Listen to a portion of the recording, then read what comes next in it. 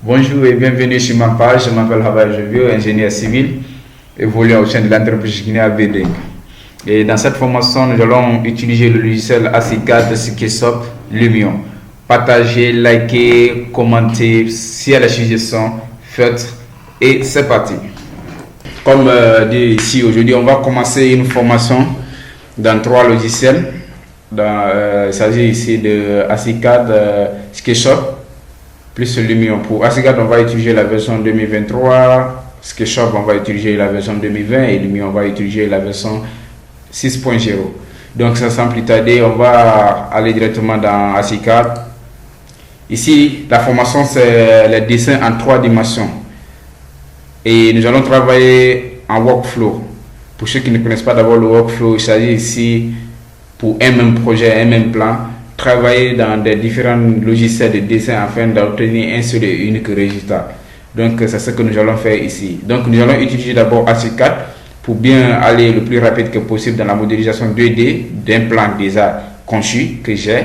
Et après cela, nous allons envoyer directement dans SketchUp, qui est un logiciel de 3 dimensions vraiment très efficace qui va nous permettre ici de faire la texture très bien et préparer un bon environnement. Et pour finir, nous allons envoyer ce modèle ici dans Lumion qui va nous permettre de faire maintenant un très bon rendu et rendre le plus réaliste que possible le plan en question en 3 dimensions. Je précise très bien, la formation concerne beaucoup plus des dessins en 3 dimensions. Ce qui me plaît beaucoup sur ACICAD ici, c'est son côté paramétrique.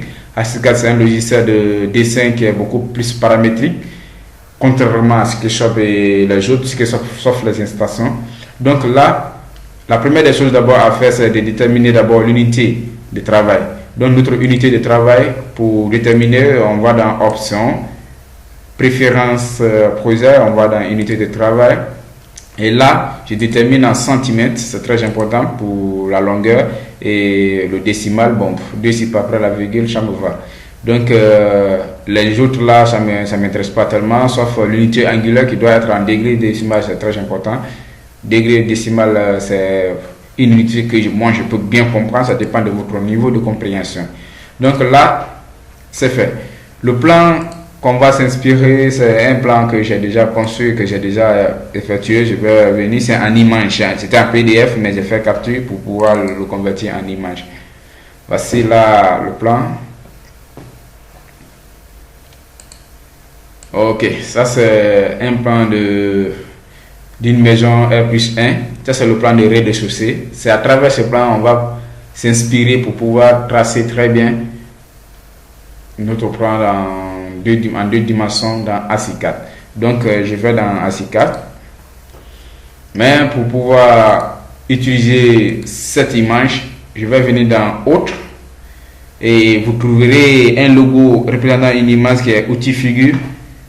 Vous cliquez dessus, un double clic ça suffit déjà, et il y a une fenêtre qui va s'afficher. Dans cette fenêtre il y a ouvrir, vous rentrez dedans, comme vous voyez déjà là, on va dans image, on va partir dans PC, dans le dossier image.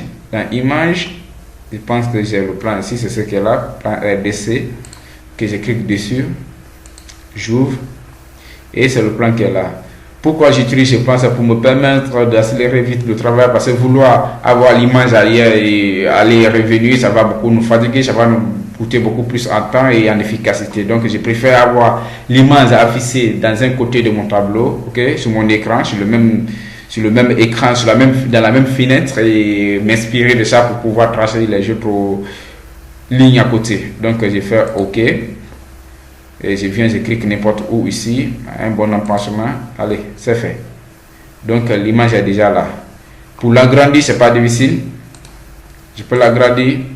Vous venez, vous cliquez, c'est-à-dire vous prenez l'outil, la flèche qui est là, vous cliquez sur l'image en question, je m'excuse, échappe. Donc vous faites une mise en échelle, redimensionner.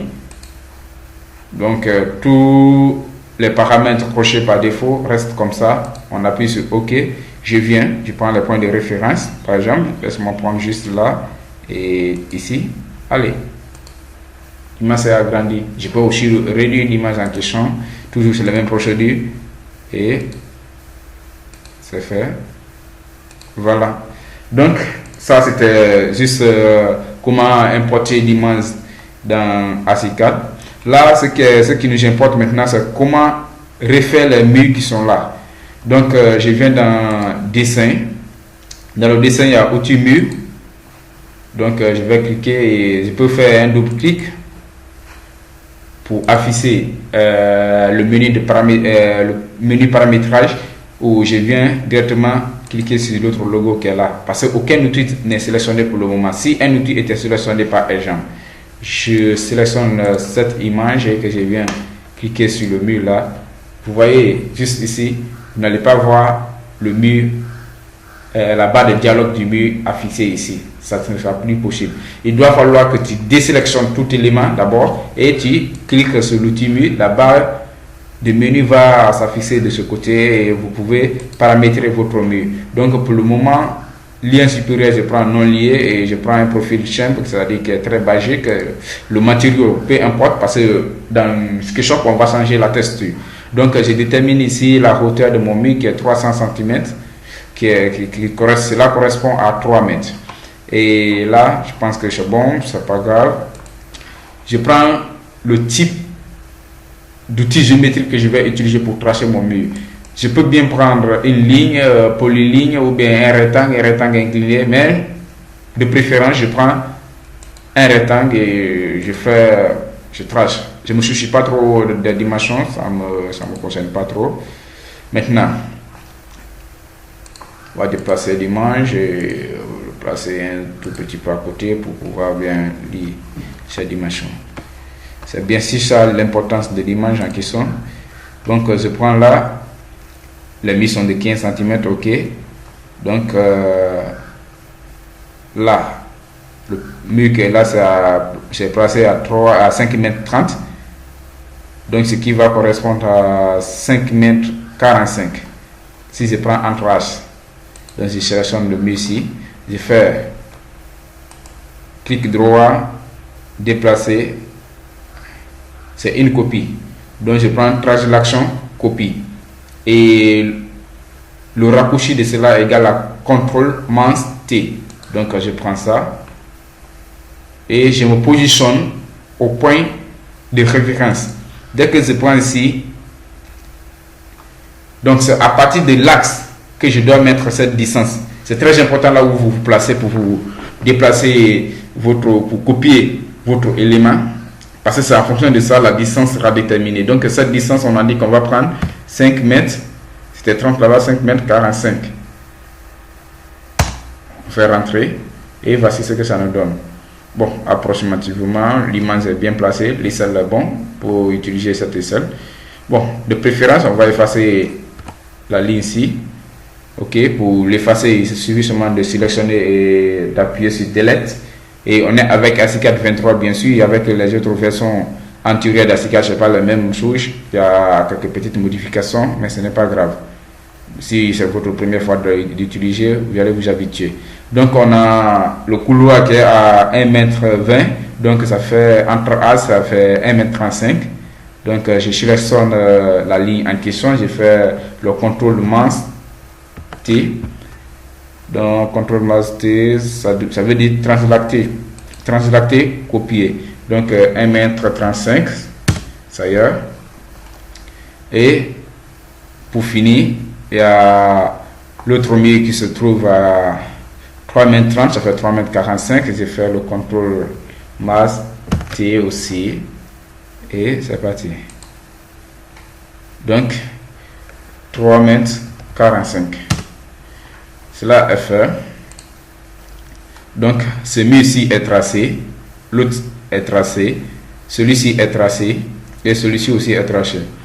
Maintenant, qu'est-ce que nous pouvons faire? On va continuer avec de façon horizontale les murs qui se trouvent là-bas. Mais nous voyons que les deux murs là ne se croisent pas. Pour que les deux là se croisent, nous allons sélectionner les deux murs en question. Et nous venons ici, nous allons faire une intersection. À l'intersection, ça c'est possible. Et là, on va tracer maintenant le mur qui passe de ce côté, c'est 3,60 m. Donc si je sélectionne, il y a aussi d'autres manières pour pouvoir déplacer, copier un élément. Il suffit de sélectionner l'élément, de faire un clic gauche. Là, il y a un menu qui va, une petite fenêtre qui va s'afficher. Tu sélectionnes translation. Cela signifie que tu vas déplacer. Mais si vous appuyez CTRL pour une seule fois, ça va faire directement une copie de votre élément. L'objet sélectionné sera directement copié. Donc la distance qui était là, c'était une distance de 3,60 m, ça fait 3,75 m entre rases. Donc je me positionne de façon verticale tout en regardant l'angle qui s'affiche à côté, c'est 180 degrés. Donc cela signifie que je suis vraiment, le déplacement est parallèle.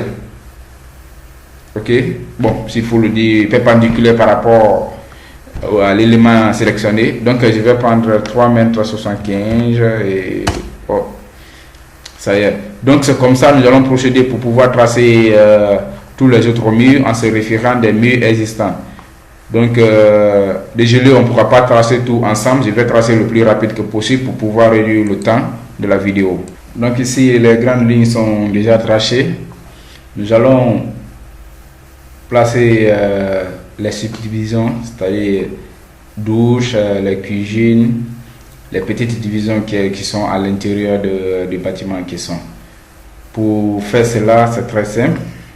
Il y a plusieurs manières. On peut revenir ici, sélectionner l'outil mur, vu que c'est le même mur que nous allons utiliser. Si l'épaisseur n'est pas changeable, ou si l'épaisseur est changeable, dans le cas où l'épaisseur est changeable, on repart dans l'option, c'est-à-dire dans la barre de paramétrage du mur, et nous allons paramétrer en fonction de nos vœux. Et pour ce cas-ci, on laisse toujours les 15 cm comme l'épaisseur du mur en question. Même pour la douche, c'est la même chose. Nous allons faire un cas le plus simple que possible. Donc ici, l'objectif c'est de retracer, de faire les murs de la douche ici. Donc pour reproduire la même chose, il y a plusieurs manières comme je l'ai dit. La première des manières, on peut sélectionner d'abord le mur qui est là et essayer de créer un point. C'est-à-dire on sélectionne le mur, on vient sur l'axe, on fait un clic droit, un clic gauche autant pour moi. Vous voyez, on crée un nœud à l'intersection ici, dont les deux murs seront séparés. Maintenant là, si je sélectionne ce mur là, vous verrez que l'autre mur n'est plus sélectionné. Je vais faire un retour, CTRL-Z. Vous voyez, avant, si je sélectionnais ce mur ici, vous voyez, tous les autres murs se sélectionnaient. Maintenant là, je vais refaire. Je viens là, je vais créer un nouveau nœud. Ce nœud me permettra de diviser les deux murs. Donc je sélectionne ce mur, je fais une copie de ce mur en fonction de la distance voulue. Donc je me situe là, je fais une translation, mais j'appuie sur CTRL. Ok, la distance déjà j'ai oublié, c'est 1,50 m, donc j'ajoute les 15, ça fait 1,65 m. Les 1,65 m, voici. Donc je peux aussi faire la même chose ici, connaissant la distance qui est là, c'est 2 mètres, fait 2,15 m. Je peux refaire la même chose ici, je recrée un nœud ici, mais ça aussi, ça va être un peu trop fatigant parce qu'il faut diviser les murs, aller revenir et ça rend beaucoup plus fatigant. Donc je vais passer par la deuxième méthode que je connais. Je sélectionne d'abord l'outil mur et j'active ici une origine relative. Donc je me place ici. Ok. Je clique là-bas. Je vais appuyer sur Y parce que je veux déplacer l'origine relative, je veux me placer à une position Y avec les coordonnées moins parce que je descends en fonction de l'origine que j'ai fixée sur mon plan. Donc je descends de moins 215. Vous voyez, ma souris se retrouve maintenant à une distance de moins 215 par rapport à l'origine que je me suis fixée. Donc là, je peux tracer librement mon mur sans problème. Mais attention, l'élément qu'on avait choisi ici c'est rectangle. Vous voyez, si j'essaie de m'écarter, il y a le rectangle là qui me suit. Donc je dois changer l'outil géométrique utilisé. Donc, au lieu d'un rectangle, je peux prendre une ligne pour se casser.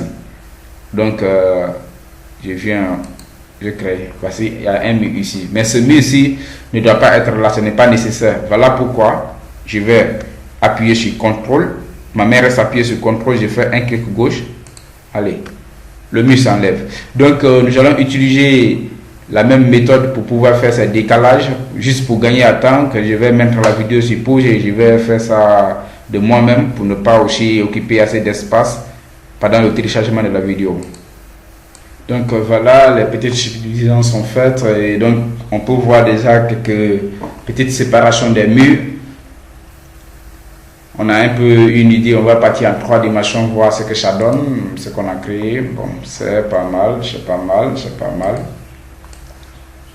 Ok, donc vous savez déjà comment faire un peu avec l'outil mur, comment créer,